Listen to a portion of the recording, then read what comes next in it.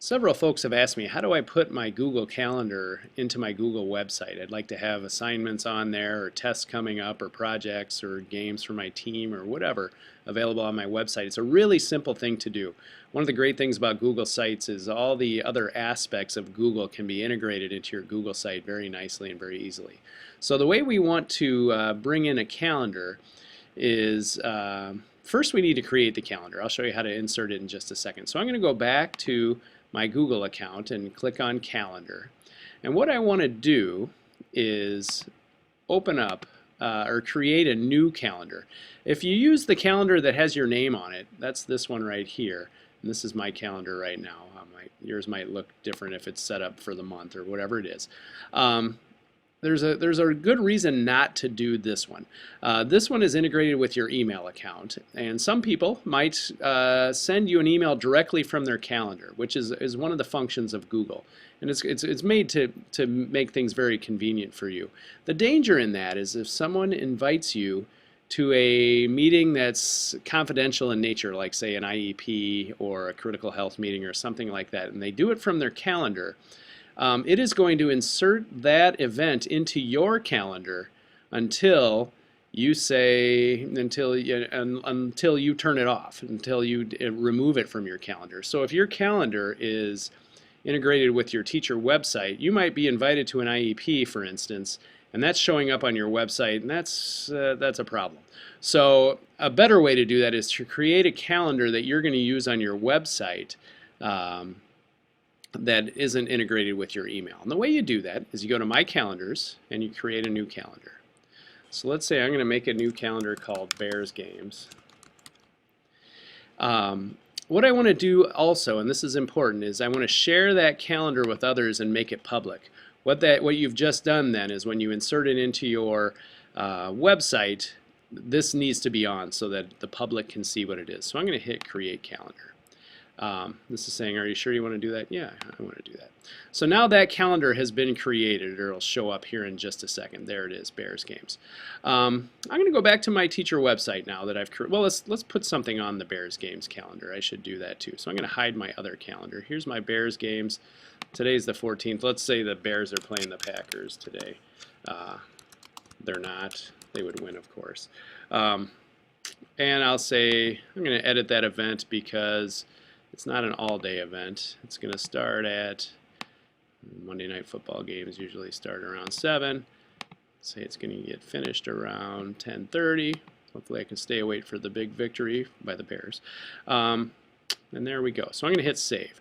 So now that event is in my calendar. If I were to look at it like that, it shows up. So that looks good. I'm going to go back to my teacher website then. And here's how I can insert that calendar into my website. So first you'll have to hit save. I'm going to hit save right here so that I can get to the editing function, which is this pencil. I'm going to edit the page. And that gives me this menu of tools I can use. Right now I'm going to put the cursor, let's say I want that calendar over here. I'm going to hit insert. And there are several things I can insert. These are kind of the common things like pictures and links and whatnot.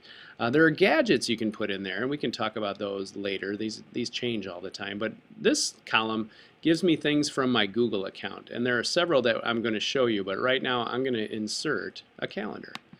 So I go to that, and it's saying, okay, which calendar do I want to put in there? Again, I would caution against your main calendar because of what I explained earlier. But let's say I want to put in Bears Games, the one I just made. I hit select. I get a menu to see what, okay, how the height. I'm going to leave the default alone. If you leave the pixel width alone, it'll fill up the space where you've put it. So I put it in this small cell over here in mine. I may have to come back and tweak that a little bit. I can view it by the month or by the week, however I'd like. Let's say maybe I want to see that by the week. I'm not going to mess with the time zone. Usually I just kind of leave all these display options, the defaults alone, unless it doesn't look the way I like it, and then I come back. Google has done a pretty good job of having the defaults be the way most people like it. So I'm going to hit save. Right now it shows up over here that I really can't see anything because I'm still in the editing mode.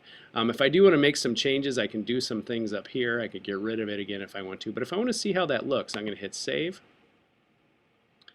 And that game now shows up on my calendar right there. because I have it set up by the week, and there's today. The user can then go to the month and see how it works. Now, I'm going to show you that if I want to add something to my calendar, I don't have to do it on my website. What I do is I add it to my calendar. So let's say I'm putting something on there, dinner at Mom's. I'm going to hit create event. That's on my dinner at Mom's is now on my calendar. If I go back to my site and I refresh it, dinner at Mom's should show up on the 15th now.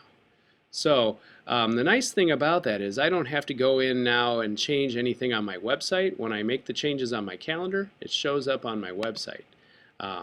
So if you create that calendar, maybe you have an assignment due on the 16th or a test on the 18th or whatever you have, those things when they're changed on your calendar will automatically be updated on your website.